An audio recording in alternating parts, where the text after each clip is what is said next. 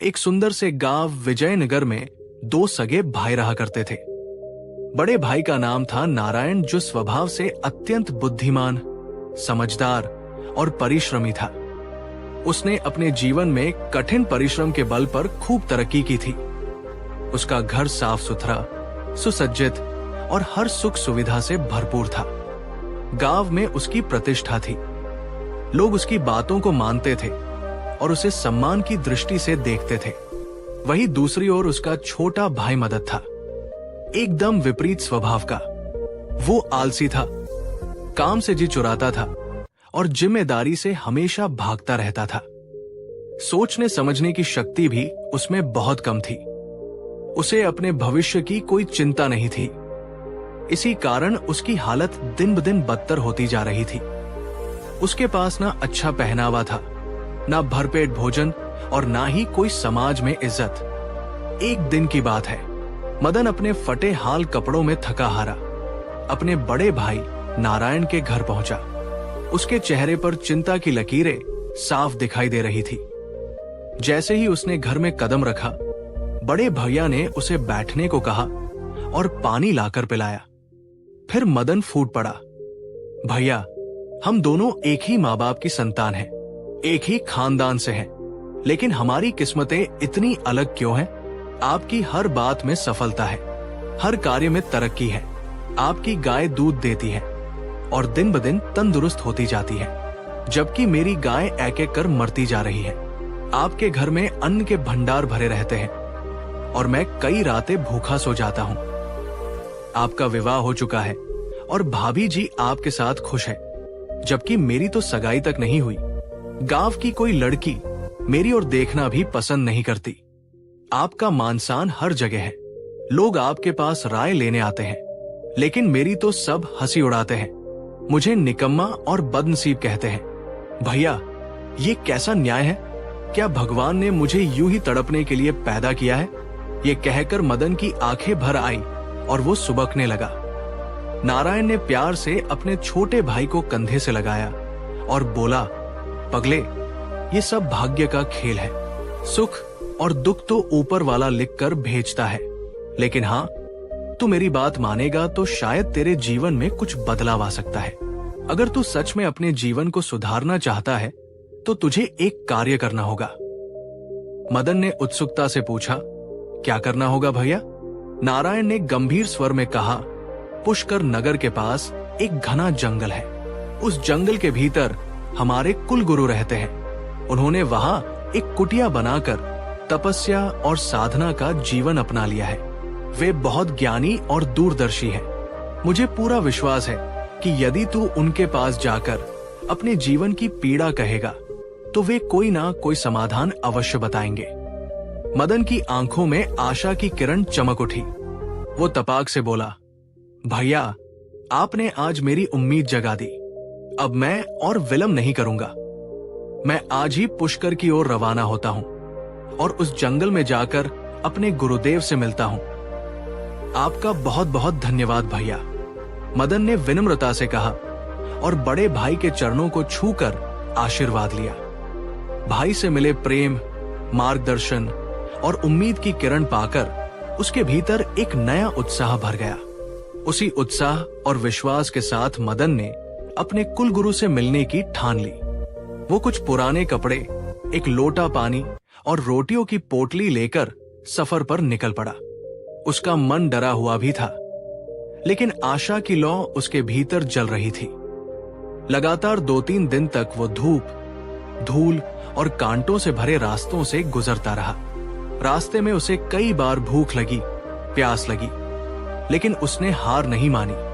वो जानता था कि ये यात्रा केवल किसी साधु से मिलने की नहीं, बल्कि खुद की किस्मत को बदलने की यात्रा थी।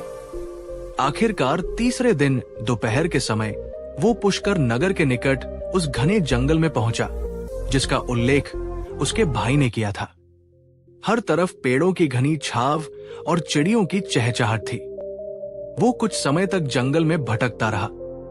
सूरज सिर पर था, थकावट उसके शरीर पर हावी थी, लेकिन तभी उसकी नजर एक शांत और साधारण सी कुटिया पर पड़ी। जिसके चारों ओर तुलसी के पौधे और जलता हुआ धूप दिख रहा था। मदन के मन में एक विश्वास जागा, ये अवश्य ही हमारे कुलगुरु की कुटिया होगी। वो धीरे धीरे आगे बढ़ा, हाथ जोड़कर अंदर गया। अंदर एक तेजस्वी वृद्ध पुरुष ध्यान की मुद्रा में बैठे थे। उनके चेहरे पर दिव्य तेज था और शरीर से एक विचित्र शांति का आभास होता था। मदन ने झुककर उन्हें साष्टांग प्रणाम किया और हाथ जोड़कर बोला, प्रणाम गुरुदेव। मेरा नाम मदन है, मैं विजयनगर से आया हूं। मेरे पिताजी का नाम धनराज था। मेरे बड़े भैया नारायण ने मुझे बताया कि आप हमारे कुलगुरु हैं। मैं आपसे मार्गदर्शन लेने आया हूं। गुरुदेव ने आंखें खोली। एक हल्की मुस्कान उनके चेहरे पर फैल गई। उन्होंने स्नेह पूर्वक कहा, आओ मदन बैठो। मैं तुम्हारे पिताजी धनराज को बहुत अच्छे से जानता था। वे मेरे प्रिय शिष्य थे और एक धर्मनिष्ठ सत्यनिष्ठ व्यक्ति थे। वर्षों बाद तुम मेरे पास आए हो। बताओ पुत्र, क्या कारण है कि तुम्हें आज मेरी याद आई? मदन भावुक होकर बोला, गुरुदेव, मैं अपने जीवन से अत्यंत दुखी और निराश हूं। जहां मेरे बड़े भैया नारायण हर सुख सुविधा का आनंद ले रहे हैं, वहीं मैं दर दर की ठोकरें खा रहा हूं। मेरे पास ना तो धन है, ना भोजन, ना सम्मान और ना ही कोई अपनापन। कृपा करके मेरा मार्गदर्शन कीजिए, मुझे सही राह दिखाइए। गुरुदेव ने गंभीर स्वर में कहा, मदन, तुम्हारे बड़े भाई में बुद्धि और परिश्रम का अद्भुत मेल है। उसी के कारण उसने अपने जीवन को सफल बनाया है। लेकिन तुम्हारे अंदर इन दोनों गुणों की भारी कमी है। यही कारण है कि भाग्य भी तुम्हारा साथ नहीं दे रहा। किंतु चिंता मत करो, अब जब तुम मेरी शरण में आ ही गए हो तो मैं तुम्हें निराश नहीं लौट आऊंगा। ध्यान से सुनो, भाग्य हमेशा उन्हीं का साथ देता है जो अपने कर्म और विवेक से उसे जगाने का साहस रखते हैं। तुम्हारा भाग्य इस समय तुमसे रूठा हुआ है और 100 कोस दूर सजल पर्वत पर जाकर सो गया है। यदि तुम उसमें जान डाल सको, उसे फिर से जगा सको, तो वही भाग्य तुम्हें सफलता और सुख की ओर ले जाएगा। मदन की आंखें चमक उठी, लेकिन गुरुदेव ने चेतावनी दी, सुनो पुत्र, सजल पर्वत तक का सफर लंबा, कठिन और कंटीला होगा। राह में तुम्हें थकावट, भूख, भय और भ्रम सबका सामना करना पड़ेगा। लेकिन यदि तुम अपने हृदय में साहस, मन में विश्वास और हाथों में कर्म की शक्ति लेकर आगे बढ़ोगे तो तुम्हारा भाग्य जागे बिना नहीं रहेगा। अगर तुमने धैर्य नहीं खोया और अपनी बुद्धि तथा मेहनत से कार्य किया तो तुम्हारा जीवन आनंदमय हो जाएगा। ये मेरा आशीर्वाद है। गुरुदेव के शब्दों ने मदन के मन में नई ऊर्जा भर दी। उसने उत्साहित होकर कहा, गुरुदेव, आपने मेरे भीतर आशा का दीपक जला दिया है। मैं इस जीवन को यूं ही नहीं गंवाना चाहता। मैं इस क्षण से ही सजल पर्वत की यात्रा पर निकलता हूं। चाहे जैसे भी हो, मैं अपने सोए हुए भाग्य को अवश्य जगाऊंगा। गुरुदेव ने दोनों हाथ उठाकर आशीर्वाद दिया और बोले, जाओ पुत्र, मेरी शुभकामनाएं और आशीर्वाद सदा तुम्हारे साथ है। लेकिन एक बात हमेशा याद रखना, केवल मेहनत और बुद्धि से ही भाग्य को बदला जा सकता है। यदि तुमने साहस नहीं छोड़ा तो तुम्हें वो सब मिलेगा जिसकी तुमने कल्पना भी नहीं की होगी। गुरुदेव के चरणों में प्रणाम करके मदन ने पीछे मुड़कर नहीं देखा। इसके बाद मदन बिना देरी किए सजल पर्वत की यात्रा पर चल दिया। मदन अपने गुरुदेव के आशीर्वाद और दृढ़ निश्चय के साथ तेजी से अपनी मंजिल की ओर बढ़ रहा था। उसके मन में केवल एक ही लक्ष्य था, किसी भी तरह सजल पर्वत पहुंचकर अपने सोए हुए भाग्य को जगाना। वो जानता था कि अगर एक बार उसका भाग्य जाग गया तो उसका जीवन भी बदल जाएगा, जैसे उसके बड़े भाई नारायण का बदला था। पैरों में छाले पड़ चुके थे, माथे पर पसीना बह रहा था, लेकिन उसके इरादे अडिग थे। रास्ता बेहद लंबा था और मंजिल दूर। फिर भी वो दिन रात धूप छाव, भूख प्यास की परवाह किए बिना लगातार चलता रहा। इस तरह एक सप्ताह बीत गया। 7वें दिन वो एक घने रहस्यमयी जंगल में पहुंचा। जंगल की हवा में अजीब सी नमी और खामोशी थी। पक्षियों की चहचहट तक कहीं गुम हो चुकी थी। पेड़ इतने ऊंचे थे कि सूरज की किरणें जमीन तक नहीं पहुंच पा रही थी। मदन थोड़ी घबराहट महसूस कर ही रहा था कि अचानक गर्जना की एक तेज आवाज जंगल में गूंज उठी और देखते ही देखते एक भयानक शेर पेड़ों के झुरमुटों के बीच से निकलकर उसकी राह में आ खड़ा हुआ। उसकी आंखें आग की तरह चमक रही थी और पंजे मिट्टी को कुरेद रहे थे। मदन के पसीने छूट गए। वो डर के मारे पीछे हटने ही वाला था कि तभी वो शेर गरजा। लेकिन उसकी दहाड़ इस बार किसी जानवर की नहीं बल्कि इंसान की तरह थी। ठहरो अजनबी, तुम कौन हो और इस वीराने जंगल में कहां जा रहे हो? शेर की आवाज में इंसानियत सुनकर मदन चौंक गया। उसकी घबराहट अब और बढ़ गई थी। कांपती आवाज में उसने जवाब दिया, जी, मेरा नाम मदन है। मैं विजयनगर से आया हूं और मैं अपने सोए हुए भाग्य को जगाने की यात्रा पर निकला हूं। शेर ने हैरानी से पूछा, भाग्य को जगाने ये कैसा विचित्र विचार है? ये भाग्य क्या कोई जानवर है जिसे नींद से उठाया जाता है? मदन ने थोड़ा साहस जुटाकर कहा, हे वनराज, ये कोई जानवर नहीं बल्कि वो अदृश्य शक्ति है जो किसी के जीवन को अंधेरे से रोशनी में बदल सकती है। मेरे बड़े भैया के भाग्य ने उन्हें हर सुख और सम्मान दिया है।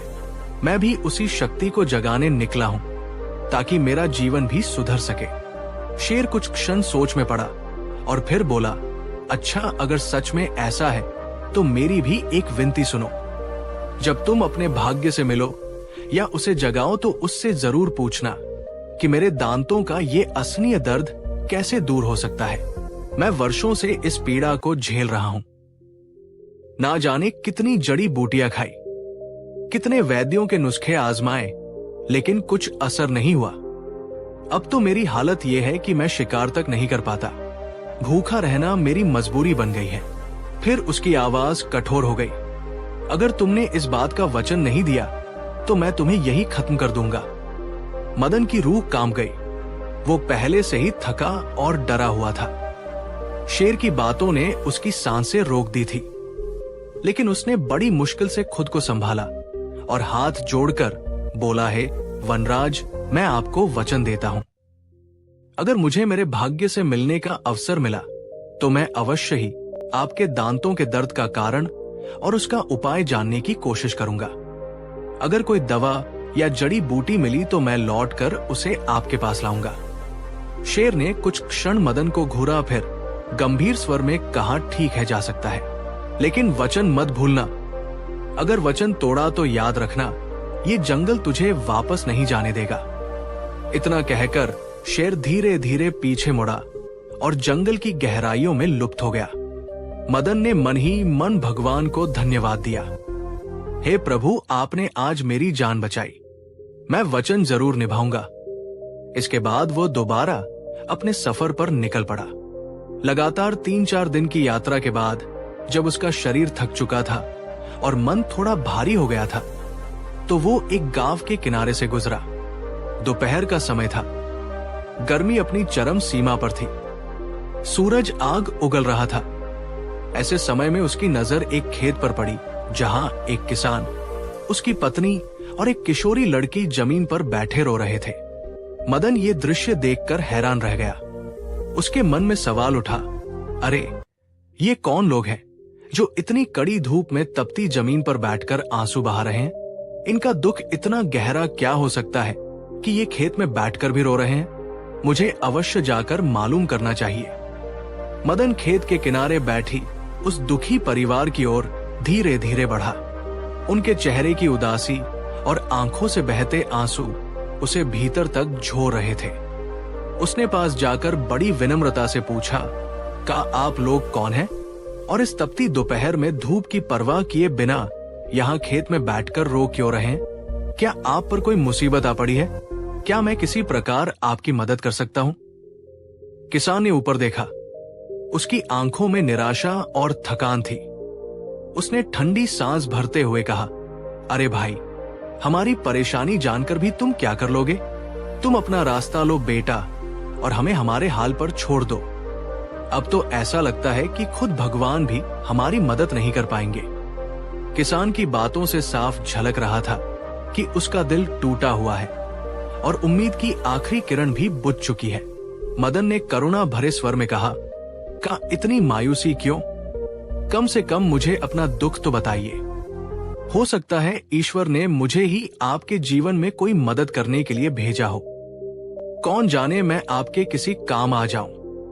किसान ने कुछ देर चुप रहने के बाद भारी मन से कहना शुरू किया, "तो सुनो बेटा, ये जो खेत तुम देख रहे हो ना, हमने इसे अपनी जीवन भर की जमा पूंजी से खरीदा था। हम पति और बेटी तीनों ने दिन रात एक कर दिया, पसीना बहाया, जमीन जोती, समय पर सिंचाई की, खाद डाली, बीज बोए, किसी चीज की कमी नहीं छोड़ी। ऐसी सेवा की इस खेत की जैसे कोई माँ अपने बच्चे की करती है। हर बार जब अंकुर फूटते थे तो हमारे दिलों में उम्मीदें खिलती थी। पौधे जब बढ़ते थे तो लगता था कि इस बार भगवान ने हमारी सुन ली।" मदन ने हैरानी से पूछा, "क्या अंकुर भी निकले और पौधे भी अच्छे से बढ़े तो फिर आखिर हुआ क्या?" किसान ने गहरी सांस लेते हुए कहा, "हाँ बेटा, पौधे बहुत अच्छे हुए। पूरा खेत हरा भरा हो गया था। हर बार लगता कि इस बार फसल लहलहाएगी और हमारी जिंदगी की दिशा बदलेगी। लेकिन जैसे ही पौधे कुछ बड़े होते अचानक मुरझाने लगते। हम जितना भी पानी दें, जितनी भी देखभाल करें, कुछ नहीं होता। जड़ तक सूख जाती है और फसल पूरी तरह बर्बाद हो जाती है। हर बार यही होता है और हम कुछ नहीं कर पाते। कोई नहीं बता पाया आज तक कि इसका कारण क्या है। लगता है जैसे इस खेत पर कोई श्राप है या हमारी किस्मत ही हमसे रूठ गई है। इसलिए कहता हूं बेटा, तुम अपना रास्ता लो और हमें हमारे हाल पर छोड़ दो। अब तो भूखे मरना ही हमारी नियति बन चुका है। किसान की बातों ने मदन के दिल को छू लिया। उसने आगे बढ़कर किसान के कांपते कंधे पर हाथ रखा और कहा, बाबा निराश मत होइए। किस्मत सबकी होती है और किस्मत का खेल भी बहुत विचित्र होता है। अब मुझे ही देखिए, मैं भी अपने भाग्य को तलाशने के लिए घर से निकला हूं। मुझे बताया गया है कि मेरा भाग्य सजल पर्वत पर जाकर सो गया है। अगर मैं उसे ढूंढ पाया, उसे जगा पाया तो ना केवल अपनी किस्मत बदलूंगा, बल्कि आपकी इस दुख भरी कहानी को भी अपने भाग्य के कानों तक जरूर पहुंचाऊंगा। ये सुनकर किसान कुछ चौंका। उसकी आंखों में आश्चर्य और उम्मीद की चमक लौट आई। उसने पूछा, क्या ऐसा भी हो सकता है बेटा? क्या तुम सच में हमारे इस अभिशप्त खेत के बारे में भी अपने भाग्य से पूछ सकोगे? किसान ने मदन की आंखों में आशा की चमक देखकर उसके सिर पर हाथ रखा और भर्राई आवाज में कहा, मेरे प्यारे बेटे, अगर तुम्हारा भाग्य सच में तुम्हें मिल जाए तो उससे हमारे भाग्य के बारे में भी जरूर पूछना। ये भी जानना कि हमारी फसल बार बार क्यों बर्बाद होती है। अगर हमें इसका कारण मिल गया तो शायद हम दोबारा जीने की उम्मीद कर पाएंगे। तुम जो हमारे लिए करोगे वो उपकार मैं जीवन भर नहीं भूलूंगा। मदन ने बूढ़े किसान को ससम्मान प्रणाम किया और वादा करते हुए कहा, मैं लौटकर इसी जगह आऊंगा और यदि मेरा भाग्य जागा तो मैं आपके खेत की मुसीबत का समाधान भी अवश्य लेकर आऊंगा। किसान की आंखों में पहली बार एक हल्की मुस्कान उभरी और मदन ने अपने सफर को फिर से जारी रखा। अब मदन एक और उद्देश्य लेकर आगे बढ़ा था, अपनी ही नहीं दूसरों की किस्मत को भी जागृत करने की आकांक्षा। वो दिन रात सजल पर्वत की ओर बढ़ता गया, कभी धूप में तपता तो कभी बारिश में भीगता, लेकिन उसकी आंखों में उम्मीद की चिंगारी और हृदय में दृढ़ निश्चय था। कई दिनों की लंबी यात्रा के बाद वो एक दिन एक बड़े नगर के समीप जा पहुंचा। नगर की चारदीवारी ऊंची और भव्य थी। जैसे ही वो मुख्य द्वार से भीतर जाने लगा, वहां मौजूद सैनिकों ने उसे देख लिया। वे सशस्त्र थे और सख्त नजर रखते थे। मदन की धोती मैले कपड़े, धूल से भरे चेहरे और थके कदमों को देखकर एक सिपाही चिल्लाया, ये परदेसी बिना अनुमति नगर में कैसे प्रवेश कर गया? इसे तुरंत पकड़ो और महाराज के दरबार में ले चलो। कुछ ही पलों में चारब सिपाही मदन को चारों ओर से घेर कर पकड़ लेते हैं और उसे महल की ओर ले जाने लगते हैं। मदन के मन में डर समा जाता है। हे भगवान, ये मैं किस नई मुसीबत में फंस गया। क्या यही है मेरा दुर्भाग्य जो अब भी मेरी परीक्षा ले रहा है? पता नहीं यहाँ का राजा मुझे क्या दंड देगा। परंतु जब उसे महल ले जाया गया और दरबार में पेश किया गया तो दृश्य बिल्कुल अलग था। सिंहासन पर विराजमान राजा का चेहरा तेजस्वी तो था ही, साथ ही उसमें एक गहरी शांति और संतुलन भी था। उन्होंने मुस्कुराते हुए कहा, घबराओ मत परदेसी, हमारे नगर में आए हो तो मेहमान हो, लेकिन हम ये जरूर जानना चाहेंगे कि तुम कौन हो, कहां से आए हो और किस दिशा में जा रहे हो। राजा की वाणी में जो स्नेह था उसने मदन के भीतर का सारा भय मिटा दिया। वो तुरंत जमीन पर बैठ गया और भावुक होकर बोला, महाराज, आप सचमुच महान हैं। आपने मुझे अपराधी नहीं समझा। ये आपका बप्पन है। आपकी कीर्ति अमर हो, आपकी जय जयकार होती रहे। मेरा नाम मदन है। मैं विजयनगर गांव से आया हूं और अपने सोए हुए भाग्य की तलाश में निकला हूं। इसके बाद मदन ने राजा के सामने अपनी पूरी आपबीती विस्तार से सुना दी। अपने आलसी स्वभाव वाले जीवन की पीड़ा, अपने बड़े भाई की समृद्धि, कुलगुरु का संदेश, जंगल का शेर, वो रोता हुआ किसान, सब कुछ। राजा ध्यान से उसकी बातें सुनते रहे, कुछ समय तक सोचते रहे और फिर गहराई से बोले, मदन, तुम्हारे जैसे लोग इस संसार में बहुत दुर्लभ होते हैं, जो केवल अपने लिए नहीं दूसरों के लिए भी रास्ता खोजते हैं। अब जबकि तुम सच में अपने भाग्य से मिलने जा रहे हो, तो क्या मैं भी अपनी एक समस्या तुम्हें बता सकता हूं? मदन ने विनम्रता से उत्तर दिया, महाराज, आदेश दीजिए। मैं आपकी सेवा में जो कर सकूं वो सौभाग्य समझूंगा। राजा बोले, मैं इस विशाल और वैभवशाली राज्य का शासक हूं।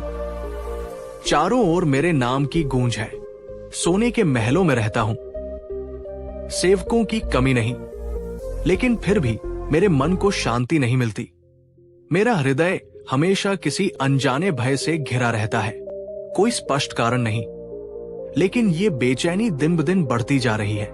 मदन, मेरी तुमसे प्रार्थना है, जब तुम्हें तुम्हारा भाग्य मिले तो उससे पूछना कि इस अशांति का कारण क्या है और इसका समाधान कैसे हो सकता है। अगर तुम ये कार्य कर सको तो मैं तुम्हें मुंह मांगा इनाम दूंगा। मदन ने राजा के प्रति कृतज्ञता प्रकट करते हुए कहा, महाराज, आपने मुझे जो सम्मान दिया है वो मेरे लिए बहुत बड़ी बात है। आपका ये कार्य मेरे लिए छोटा नहीं बल्कि बहुत बड़ा दायित्व है, जिसे मैं पूरी निष्ठा से निभाऊंगा। मैं लौटकर अवश्य आपको इसका उत्तर दूंगा। उस रात राजा ने मदन को राजमहल में रुकने का निमंत्रण दिया। राजा ने उसका बड़ा ही आदर सत्कार किया। शाही रसोई से विशेष भोजन परोसा गया और फिर उसे सोने के लिए एक मखमली बिस्तर दिया गया, जिस पर लेटते ही उसे ऐसी गहरी नींद आई जैसी उसने अपने जीवन में कभी अनुभव नहीं की थी। अगले दिन प्रातः काल मदन स्नान कर तैयार होकर दरबार में आया। राजा स्वयं वहां उपस्थित थे। उन्होंने मदन को आशीर्वाद स्वरूप कुछ स्वर्ण मुद्राएं भेंट की और कहा, ये तुम्हारे आगे के सफर में काम आएंगी और याद रखना, मैं बेसब्री से तुम्हारी वापसी की प्रतीक्षा करूंगा। मदन ने श्रद्धा से सिर झुकाया और बोला, महाराज, मैं शीघ्र लौटकर आपसे अवश्य मिलूंगा। इतना कहकर मदन आगे के सफर पर चल दिया। मदन निरंतर चलता रहा। पहाड़ों की कठिन चढ़ाई, पथरीले रास्ते, जंगलों की डरावनी खामोशियां, इन सब के बावजूद वो रुका नहीं। उसका लक्ष्य एक था, अपने सोए हुए भाग्य से मिलना। कई दिनों की कठिन यात्रा के बाद अंततः वो सजल पर्वत पर पहुंच गया। वो थका हुआ था, उसके पैर जवाब दे चुके थे, लेकिन उसकी आंखों में उम्मीद की चमक अब भी थी। जैसे जैसे वो पर्वत की चोटी की ओर बढ़ा, हवा शीतल होने लगी और वातावरण शांतिपूर्ण होता चला गया। जब वो पर्वत की ऊपरी चोटी पर पहुंचा तो उसे एक प्राचीन और विशाल बरगद का पेड़ दिखाई दिया। उस पेड़ के नीचे कोई व्यक्ति चटाई पर लेटा हुआ आराम कर रहा था। उसके पास कोई थैला नहीं था, कोई सेवा नहीं कर रहा था और उसके कपड़े साधारण किंतु स्वच्छ थे। मदन कुछ क्षण के लिए रुक गया और सोचने लगा। अरे ये फक्कड़ सा आदमी यहाँ इस वीराने पर्वत पर अकेला क्या कर रहा है? कहीं यही तो मेरा भाग्य नहीं है। गुरुदेव ने कहा था कि मेरा भाग्य इसी पर्वत पर एक बरगद के पेड़ के नीचे सोया हुआ मिलेगा। उसे विश्वास हो गया कि यही वो व्यक्ति है जिसे वो इतने समय से खोज रहा था। मदन उत्सुकता से उसके पास गया और धीरे से आवाज दी, ए भाई उठो जागो। कोई प्रतिक्रिया नहीं हुई। मदन ने थोड़ा जोर से कहा, उठो देखो कौन आया है। मैं हूं मदन। लेकिन वो व्यक्ति वैसे ही आंखें बंद किए लेटा रहा। अब मदन ने उसे हल्के से हिलाया, फिर जोर से झकझोरा, उठो भाई, मैं बहुत दूर से तुम्हें खोजता हुआ आया हूं। उठो मेरी सुनो। काफी देर की कोशिशों के बाद अंततः उस व्यक्ति ने अपनी आंखें खोली। उसने जम्हाई ली और थोड़ा चौंकते हुए पूछा, कौन हो तुम और मुझे इस समय क्यों परेशान कर रहे हो? मदन ने तुरंत जवाब दिया, मेरा नाम मदन है और जहां तक मुझे विश्वास है तुम ही मेरे भाग्य हो। उस व्यक्ति ने आंखें मिचमिचाते हुए उसे गौर से देखा और फिर मुस्कुराकर बोला, अच्छा तो तुम ही मदन हो। मदन ने सिर हिलाया और कहा, हाँ मैं ही हूं। और ये जानकर मुझे दुख हो रहा है कि मेरी इतनी बदहाली और दर-दर की ठोकरों का कारण तुम हो, जबकि मेरे बड़े भाई का भाग्य तो हर दिन उसकी सेवा कर रहा है। उसके जीवन में सब कुछ है, धन सम्मान परिवार, और मैं खाली हाथ भटक रहा हूं और तुम यहाँ चैन से सोए हुए हो। उस व्यक्ति ने उठकर बैठते हुए गहरी सांस ली और बोला, मालिक, हम जैसे भाग्य केवल बुद्धिमान और मेहनती लोगों के पास रहते हैं। तुम जैसे मूर्ख और कामचोर लोगों के पास आने में हमें कोई दिलचस्पी नहीं होती। हम उन लोगों का साथ देते हैं जो अपने कर्मों से हमारी सेवा करते हैं, ना कि जो हम पर दोष मढ़ते फिरते हैं। मदन ये सुनकर हैरान और आहत हो गया। उसकी आंखों में आंसू आ गए। वो कांपती आवाज में बोला, ऐसा मत कहो मेरे भाग्य, अगर तुमने साथ नहीं दिया तो मैं बिल्कुल अकेला हो जाऊंगा। मेरे पास ना धन है, ना ज्ञान और ना ही सम्मान। अगर तुम ही मेरी सहायता नहीं करोगे तो मुझे तो आत्महत्या करने के सिवा और कोई रास्ता नहीं दिखाई देता। भाग्य कुछ क्षण शांत रहा, फिर उसकी आवाज में थोड़ी गंभीरता आई। अच्छा चलो बैठो मेरे पास। मुझे विस्तार से बताओ कि तुमने अब तक कैसी यात्रा की है। रास्ते में कौन कौन मिला, क्या क्या कठिनाइयां आई, तुम मुझसे क्या चाहते हो, ये भी स्पष्ट रूप से कहो। मदन बैठ गया और उसने पूरी श्रद्धा और सच्चाई से अपनी अब तक की यात्रा का एक एक प्रसंग सुनाना शुरू किया। अपने बड़े भाई से मुलाकात, गुरुदेव की सलाह, जंगल में शेर की विनती, रोते हुए किसान की कहानी, नगर में राजा से भेंट, हर एक घटना को उसने साफ साफ और विस्तार से बयान किया। भाग्य बड़ी गंभीरता और ध्यान से उसकी बातें सुनता रहा। उसने कहीं भी बीच में टोका नहीं और पूरी कहानी के दौरान उसका चेहरा विचार मग्न बना रहा। अंततः जब मदन की बात समाप्त हुई तो भाग्य ने गहरी सांस लेते हुए कहा, मदन, तुम्हारी पूरी कथा सुनने के बाद मैं इस निष्कर्ष पर पहुंचा हूं कि तुम में बुराइयां तो बहुत है, आलस्य, मूर्खता और असमझी, लेकिन अब तुम्हारे अंदर अच्छाई के अंकुर भी फूटने लगे हैं। और सबसे बड़ी बात, तुम खुद चलकर मेरे पास आए हो। इसलिए अब जबकि तुम मुझे जगा ही चुके हो, मैं तुम्हारी सहायता अवश्य करूंगा। भाग्य ने गंभीर स्वर में कहा, अब मेरी बात ध्यान से सुनो मदन, तुम्हारी यात्रा व्यर्थ नहीं गई है। अब मैं तुम्हें उन तीनों लोगों के प्रश्नों के उत्तर दूंगा जो तुम्हारे सफर में तुम्हें मिले। वनराज शेर, रोते हुए किसान और राजमहल का वो अशांत राजा। इन सभी के दुखों का कारण और समाधान मैं तुम्हें बताता हूं, लेकिन ध्यान रखना, इन उत्तरों को ज्यों का त्यों उन तक पहुंचाना।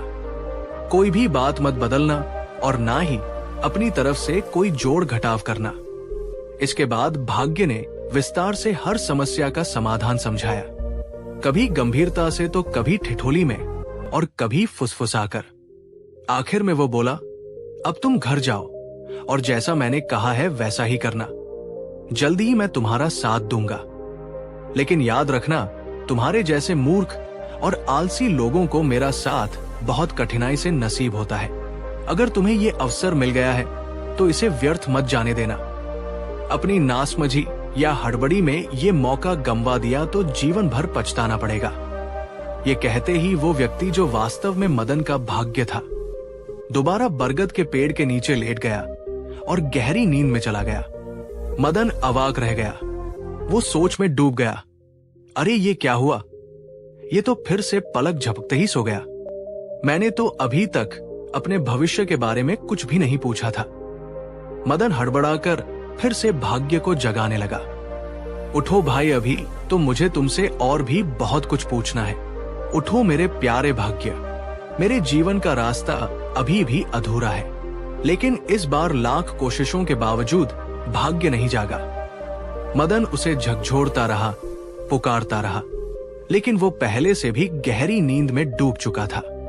आखिरकार मदन थककर वहीं बैठ गया और लंबी सांस लेते हुए आसमान की तरफ देखने लगा। वो समझ गया था कि अब उसे लौटना होगा। जिन लोगों से वो रास्ते में मिला था, अब उन्हें जवाब देना उसकी जिम्मेदारी थी। उदासी, थकान, लेकिन साथ ही एक नई चेतना के साथ वो वापस चल पड़ा। वापसी की यात्रा भी कठिन थी, लेकिन अब उसके मन में एक उद्देश्य था। चलते चलते वो सबसे पहले उस नगर में पहुंचा जहां का राजा उसे गिरफ्तार करवाने वाला था और जिसने उसे मित्र कहकर अपनाया था। राजमहल के द्वार पर पहुंचते ही उसने ससम्मान कहा, प्रणाम महाराज। राजा जो उसी पल अपने दरबार से बाहर निकल रहे थे, चौंकते हुए बोले, अरे आओ मेरे मित्र मदन, तो तुम लौटकर आ ही गए। बताओ, क्या तुम अपने भाग्य से मिल पाए? क्या तुमने उससे मेरी समस्या का समाधान पूछा? मदन ने मुस्कुराकर कहा, हाँ महाराज, मुझे मेरा भाग्य मिल गया और उसने आपके दुख का कारण भी मुझे बता दिया। लेकिन मैं ये बात आपको अकेले में कहना चाहता हूं। राजा गंभीर हो गए और बोले, तो चलो मेरे साथ उस कक्ष में जहां हमारी बातों को कोई और ना सुन सके। वे दोनों एक निजी कक्ष में पहुंचे जहां कोई सेवक, मंत्री या सैनिक मौजूद नहीं था। राजा ने द्वार बंद किया और मदन से कहा, अब बताओ मित्र, मेरे अशांत मन का कारण क्या है? क्यों मुझे भय सताता है जबकि मेरे पास सब कुछ है? मदन ने सिर झुकाकर विनम्र स्वर में कहा, महाराज, आपकी इस व्यथा का कारण कोई सामान्य बात नहीं है। आप इस देश के राजा हैं और प्रजा आपको एक पुरुष समझती है, लेकिन सच्चाई ये है कि आप वास्तव में एक स्त्री हैं। आपने ये रहस्य सबसे छुपाया हुआ है और उसी का बोझ आपके मन पर है। राजपाट की जिम्मेदारियां, शासन का भार, ये सब आपने अकेले संभाला है, लेकिन भीतर ही भीतर आप असुरक्षित और बेचैन रही हैं। यही आपके मन की अशांति का कारण है। राजा जो कि वास्तव में एक स्त्री थी। मदन की बात सुनकर कुछ पल के लिए चुप रही, फिर वे धीरे धीरे मुस्कुराई और बोली, तो मदन, तुम्हारे भाग्य ने मेरी सच्चाई जान ही ली। हाँ, मैं सचमुच एक स्त्री हूं। ये कहते हुए उन्होंने अपने सिर से राजमुकुट ताज उतार दिया। जैसे ही ताज नीचे रखा, उनके लंबे रेशमी बाल कंधों पर बिखर गए और उनका चेहरा एक सुंदर तेजस्वी स्त्री का रूप धारण कर गया। मदन की आंखें आश्चर्य से फैल गई। वो मंत्रमुग्ध सा देखता रह गया और बोला, राजकुमारी जी, सचमुच आप तो अप्सराओं की तरह सुंदर हैं। ईश्वर करे आप सदा इसी तरह तेजस्विनी और सुंदर बनी रहें। लेकिन मेरी समझ में एक बात नहीं आई, आप स्त्री होकर भी पुरुषों का वेश धारण करके अकेले राजपाट क्यों चला रही हैं? राजकुमारी ने गहरी सांस लेते हुए कहा, मदन, अब जबकि तुम मेरे सबसे बड़े रहस्य को जान ही चुके हो, तो तुम्हें पूरी सच्चाई भी बता देती हूँ। असल में मैं अपने माता पिता की इकलौती संतान हूँ। मेरी माँ मुझे जन्म देते ही इस संसार को छोड़ गई थी। मेरे पिता ने उस दुख को जीवन भर के लिए ओढ़ लिया और दोबारा विवाह नहीं किया। मैं बहुत छोटी ही थी जब मेरे पिता एक भीषण युद्ध में शहीद हो गए। उस समय हमारे राज्य पर शत्रु देशों की नजरें थी। वे जान गए थे कि राजा का कोई उत्तराधिकारी नहीं बचा और वे राज्य पर अधिकार जमाने की फिराक में थे। लेकिन हमारे दरबार में एक अत्यंत वफादार और बुद्धिमान मंत्री थे। उन्होंने जान लिया कि यदि शत्रुओं को मेरे अस्तित्व का पता चल गया तो वे मुझे समाप्त कर देंगे और हमारा वंश हमेशा के लिए मिट जाएगा। उन्होंने मुझे गुप्त रूप से अपने घर में छिपा लिया और एक पुत्र की तरह मेरी परवरिश की। उन्होंने मुझे शस्त्र शासन और राजनीति का ज्ञान दिया, ठीक वैसे ही जैसे एक राजकुमार को दिया जाता है। मदन मंत्रमुग्ध होकर राजकुमारी की कहानी सुन रहा था। वो आगे कहने लगी, राज्य की प्रथा के अनुसार सिंहासन का अधिकारी केवल राजा का पुत्र हो सकता था। जब मैं युवा हुई तो मंत्री जी की सलाह पर मैंने पुरुष वेश धारण कर लिया और मुझे एक राजकुमार के रूप में राज्य का उत्तराधिकारी घोषित किया गया। मंत्री जी ने मेरी पहचान को राज बनाए रखा और मैं पूरे राज्य में राजा के रूप में स्थापित हो गई। तब से लेकर आज तक मैंने एक पल के लिए भी स्त्री रूप में जीवन नहीं जिया। मैंने अपने भीतर की हर भावना को दबाकर इस सिंहासन को संभाला है, लेकिन इस जीवन में कुछ तो अधूरा सा लगता रहा है। एक खामोश बेचैनी हमेशा बनी रही।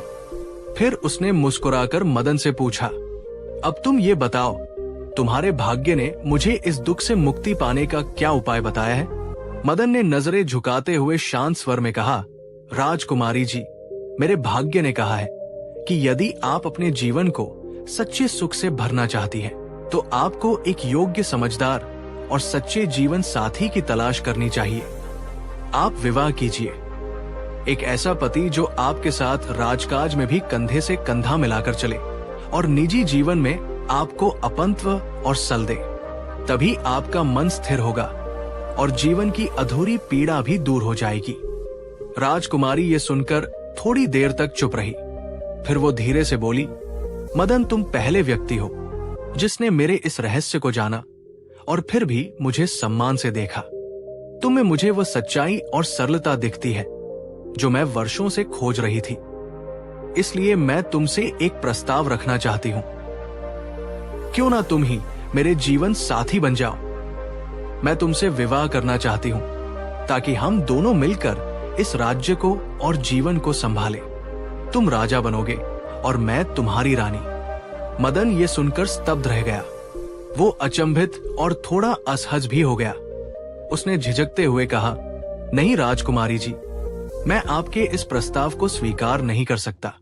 आप अत्यंत महान और सुंदर हैं, लेकिन मैं राजा बनने योग्य नहीं हूं। राजा बनते ही मुझ पर अनगिनत जिम्मेदारियां आ जाएंगी, जिनका वहन करना मेरे जैसे साधारण व्यक्ति के बस की बात नहीं। और वैसे भी मेरा भाग्य अब बदलने वाला है। जब वो जागेगा तो मुझे किसी चीज की कमी नहीं रहेगी। आप किसी योग्य राजकुमार से विवाह करें जो आपके अनुरूप हो।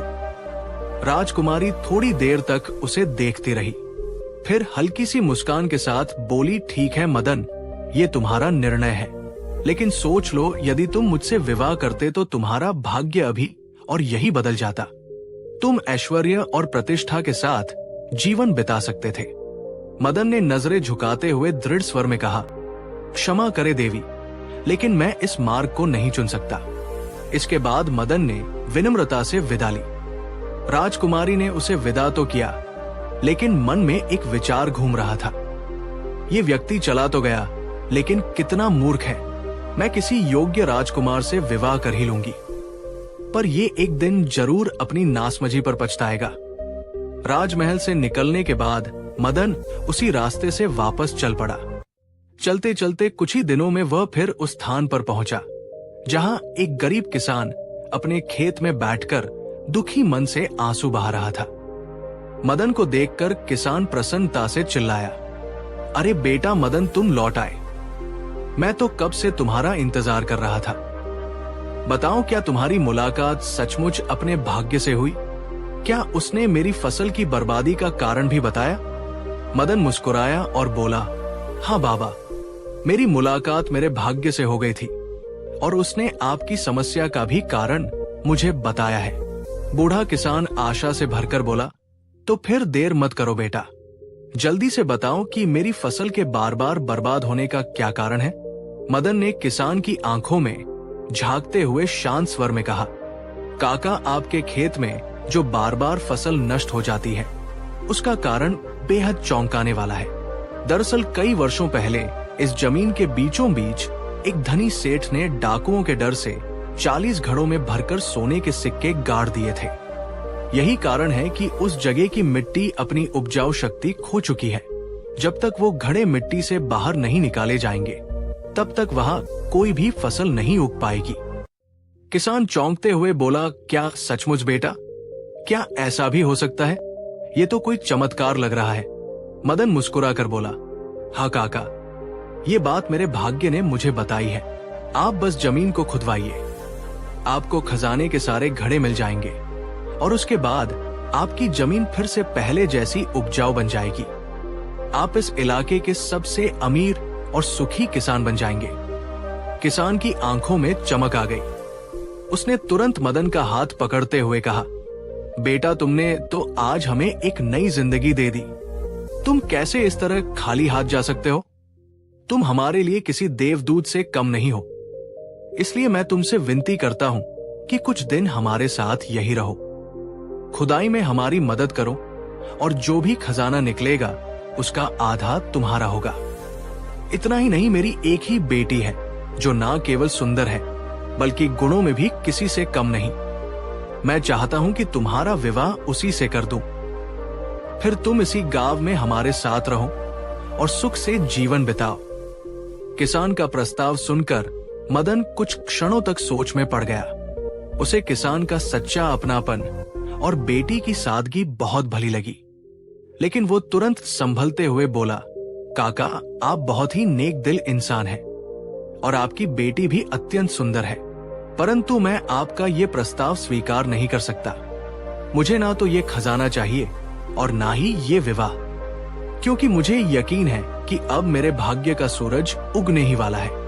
जब भाग्य जाग जाता है तो ऐसे खजाने अपने आप जीवन में आ जाते हैं, और अगर मैं यही रुक गया तो फिर एक आम किसान की तरह मेरा जीवन बंध जाएगा, जो मैं नहीं चाहता। मुझे क्षमा करे काका, लेकिन मुझे अब आगे बढ़ना ही होगा। काका उदासी से बोले, जैसी तुम्हारी इच्छा बेटा, लेकिन तुमने एक स्वर्णिम अवसर गंवा दिया। मदन मुस्कुराकर चुपचाप वहां से चल पड़ा। मदन के जाने के बाद वो किसान अपनी पत्नी से कहने लगा, ये लड़का तो सच में बड़ा अजीब है।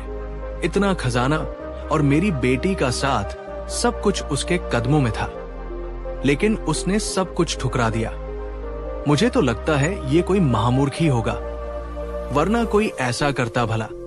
इधर दूसरी ओर मदन का शरीर थकावट से चूर हो चुका था। पैरों में छाले पड़ गए थे। उसके जूते घिसकर लगभग फट चुके थे। सूरज सिर के ऊपर तप रहा था और हर कदम उसके लिए कठिन होता जा रहा था। थोड़ी दूर चलने के बाद वो एक पेड़ के नीचे बैठ गया और सोचने लगा, हे भगवान, मेरी ये लंबी यात्रा अब अपने अंतिम चरण में है, लेकिन मेरा भाग्य अब तक क्यों नहीं जागा? ठीक उसी समय अचानक एक दहाड़ उसके कानों में पड़ी। उसने सिर उठाकर देखा तो सामने वही भयंकर शेर खड़ा था जिसे वो पहले जंगल में मिला था। मदन चौंकते हुए बोला, अरे वनराज, आप यहाँ? शेर गुर्राता हुआ बोला, हाँ मैं ही हूं। मैं कई दिनों से तुम्हारी राह देख रहा था। तुमसे एक वादा लिया था मैंने, तो बताओ क्या तुम अपने भाग्य से मिल पाए? क्या तुमने उससे मेरे दांत के दर्द का उपाय पूछा या मेरे लिए कोई औषधि ला हो? अब तो मेरा दर्द असहनीय हो गया है, मुझे राहत चाहिए। मदन ने कुछ क्षण मौन रहने के बाद उत्तर दिया, वनराज, दवा तो मैं नहीं लाया। मदन ने शेर की आंखों में आत्मविश्वास से देखते हुए कहा, हाँ वनराज, मेरे भाग्य ने आपके दर्द से मुक्ति का एक उपाय अवश्य बताया है। शेर की आंखें चमक उठी, क्या सच में?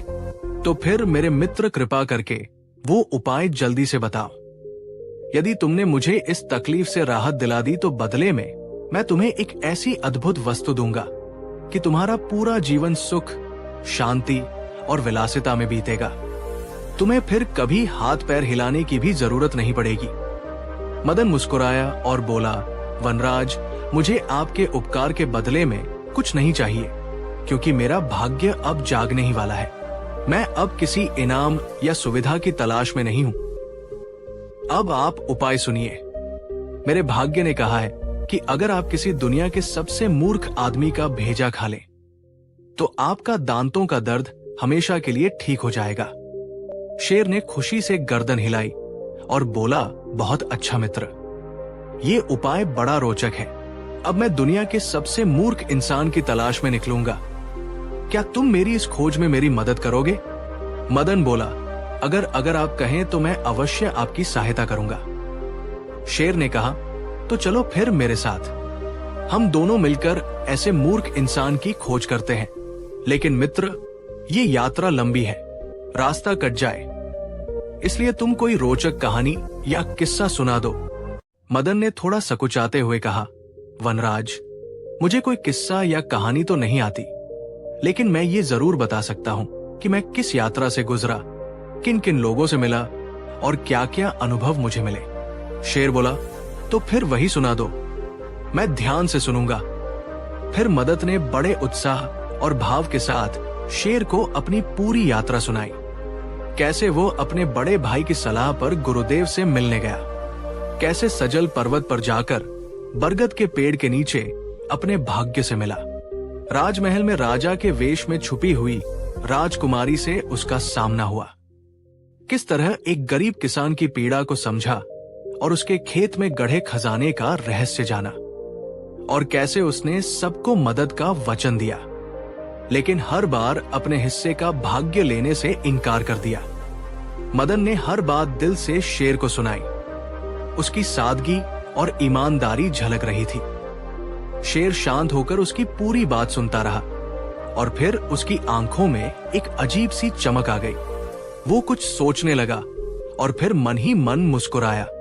ओ तो मेरी बीमारी का इलाज मेरी आंखों के सामने ही है, शेर ने मन ही मन सोचा। जिस मूर्ख आदमी के भेजे की तलाश में मैं इतने दिनों से भटक रहा हूं, वो तो मेरे सामने ही बैठा है। ये वही है जिसने राजा बनने से इनकार कर दिया, धन दौलत को ठुकरा दिया, सुंदर स्त्रियों से विवाह के प्रस्ताव को मना कर दिया। ये वही है जिसने हर सुख को अपने पैरों से ठुकराया। ऐसा मूर्ख और कहां मिलेगा? शेर की आंखें लाल हो गई।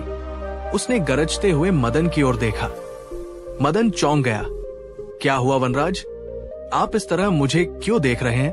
क्या मैंने कोई भूल कर दी? शेर दहाड़ते हुए बोला, मूर्ख, तूने कुछ नहीं बिगाड़ा, पर तेरी मूर्खता ने तुझे बर्बाद कर दिया। तेरे पास जीवन के सारे सुख खुद चलकर आए, पर तूने सबको ठुकरा दिया। राजा बनने का अवसर, अकूत, धन, सुंदर पत्नी सब तुझे मिले, पर तू हर बार मेरा भाग्य जागेगा कहकर हर अवसर को ठोकर मारता रहा। तेरा भाग्य तुझसे नाराज नहीं है, तू खुद अपनी बुद्धिहीनता से उसे दूर करता गया। मुझे अब कोई और नहीं चाहिए। दुनिया के सबसे मूर्ख व्यक्ति का भेजा खाकर ही मेरी बीमारी दूर होगी, और वो तू है। इतना कहकर शेर ने एक छलांग लगाई और मदन को मारकर खा गया। तो प्यारे दोस्तों, इस कहानी से हमें एक बहुत बड़ी सीख मिलती है कि भाग्य केवल उसी का साथ देता है जो मेहनती और बुद्धिमान होता है। मूर्ख और आलसी व्यक्ति अपने सामने आए हजारों अवसरों को भी गंवा देता है और अंत में पछताने के सिवा उसके पास कुछ नहीं बचता। मदन ने जीवन में कई सुनहरे अवसर पाए, पर हर बार उन्हें ठुकरा दिया और अंततः अपनी ही मूर्खता का शिकार बन गया। इसलिए बुद्धिमान वही है जो सही अवसर को पहचान कर उसका भरपूर लाभ उठाए। यही इस कहानी की सीख है। तो दोस्तों, अगर आपको आज की कहानी अच्छी लगी तो चैनल को सब्सक्राइब करके हमें सपोर्ट कर दीजिए और कमेंट्स में राधे राधे लिखना ना भूलना। फिर मिलते हैं एक नई कहानी के साथ। राधे राधे।